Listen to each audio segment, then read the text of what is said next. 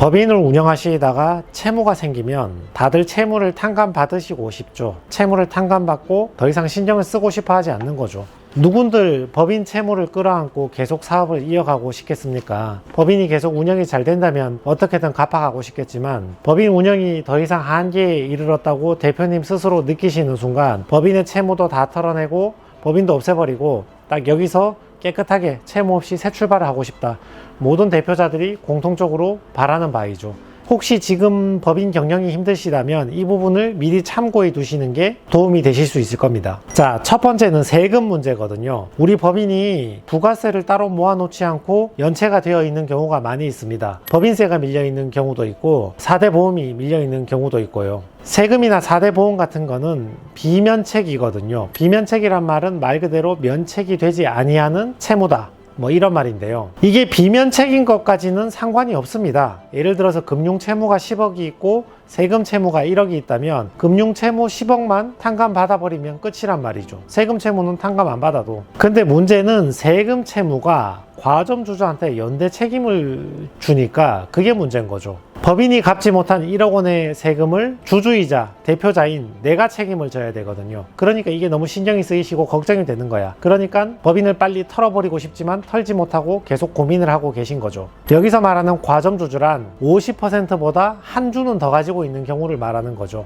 과점주주를 계산할 때는 친인척을 포함해서 계산하니까 남편이 40%고 배우자가 11%를 가지고 있다면 합이 51%니까 과점주주에 해당을 합니다. 이미 발생한 세금 채무이니까 이제 와서 내가 가지고 있는 주식을 사방으로 뿌려서 분산을 시킨다 하더라도 대표자의 2차 납세 의무는 면할 수가 없습니다. 두 번째 고민거리는 상거래처가 고소를 하는 형사분쟁, 이 문제가 있죠. 우리 법인이 은행에서만 돈을 빌렸다, 신보, 중진공, 기보 이런 데서만 돈을 빌렸다면 걱정할 게 없죠. 금융기관들은 상대적으로 고소할 가능성이 낮으니까 그나마 괜찮은데 개인 채권자나 상거래 채권자 같은 경우는 고소를 많이 하거든요. 이것도 경우를 나누어서 생각을 해야 되는데 수년간 오랫동안 거래를 했다. 3년간, 5년간, 10년간 저 거래처랑 나랑 오랫동안 거래를 했어. 이런 경우는 고소가 적습니다. 왜냐면 저 거래처도 10년 동안 나하고 거래하면서 먹고 살았잖아요. 피차 서운한 게 적단 말이죠. 나도 저 사람 덕분에 먹고 살았고 저 사람도 나 덕분에 먹고 살았고 마지막에 채무가 발생해서 여기서 법인 파산한다 그러면 오히려 안타깝게 생각을 하죠.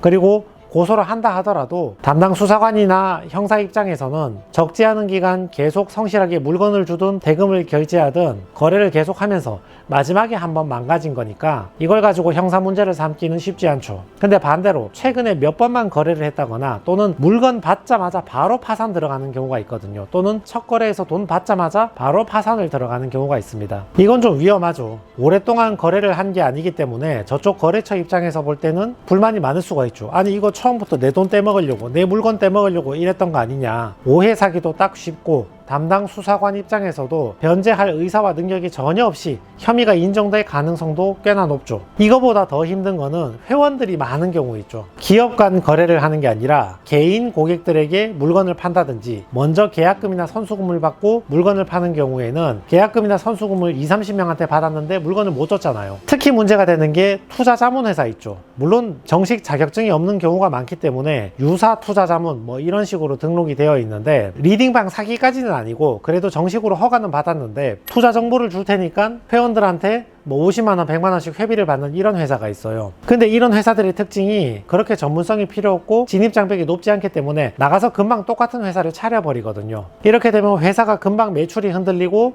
회사가 법인 파산에 돌입해야 되는 경우가 있죠. 근데 채권자는 회원들 수십 명, 수백 명이 있단 말이죠. 돈은 받았지만 제대로 된 서비스는 제공하지 못한 상황이니까 이런 경우에는 고객들이 20명, 30명이 있기 때문에 집단 고소가 들어올 수 있어요. 이런 경우는 형사 문제가 힘들어질 수 있죠. 그래서 대표님들 도 이런 부분을 예민하게 받아들이시니까 하루라도 빨리 법인 파산하고 털고 싶지만 마음대로 못하고 고민을 하고 계신 거죠. 세 번째 문제점이 연대보증 문제이거든요. 원래 법인이 빌린 돈을 대표자가 책임질 필요는 없어요. 원칙적으로는. 삼성전자가 은행에서 5천억을 빌렸다고 이재용 회장이 5천억을 갚아줄 의무는 없잖아요. 그거는 회사가 빌린 거지. 대표자나 경영자가 빌린 건 아니니까. 근데 중소기업 같은 경우는 회사가 5억 10억 이렇게 빌려놓고 대표자가 나 몰라라 배째라 이렇게 하는 경우가 경우가 많기 때문에 돈을 빌려줄 때는 대표자 보고 연대보증 계약에 서명을 하라 그러죠. 그걸 서명하는 순간 회사가 돈 빌려준 거에 대해서 대표자가 같이 책임지기로 약속을 한 것이니까 회사가 못 갚으면 대표가 책임을 져야 돼. 다만 이 문제는 최근에는 좀 문제가 될 가능성이 많이 낮아졌죠. 왜냐하면 신보, 기보, 중진공에서 더 이상 연대보증을 받지 않고 성실, 경영, 이행각서 이런 걸로 대체하는 경우가 많으니까 그런 각서를 작성한 경우에는 아주 명백한 횡령이나 사기의 혐의가 없는 이상 대표자한테 연대 책임을 묻진 않거든요. 아무튼 여러분이 금융권이나 대부업체나 내 거래처에 대표자가 연대 보증을 했다면 주채무자인 회사가 돈을 못 갚으면 대표자인 보증인이 책임을 져야 되니까 이것 또한 대표님들을 많이 망설이게 하는 거죠. 그래서 회사 경영이 힘들어졌을 때 모든 대표자들이 회사 채무를 청산하고 다 끝내고 싶지만 쉽게 내려놓지 못하고 고민하는 가장 큰 이유가 세금, 그리고 거래처로부터 고소, 연대 보증, 요 세 가지 문제 때문에 대표님들이 많이 고민을 하십니다. 회사가 법인 파산을 할 때, 내가 회사를 청산할 때 발생하는 문제점을 미리 숙지해 두시고 여기에 대해서 어떻게 해결할지까지 미리 한번 고민해 보시고 계획을 세워 보시는 게 법인 파산을 앞둔 여러분에게 도움이 될 것이라고 생각해서 영상을 찍어 보았습니다. 네, 이상입니다.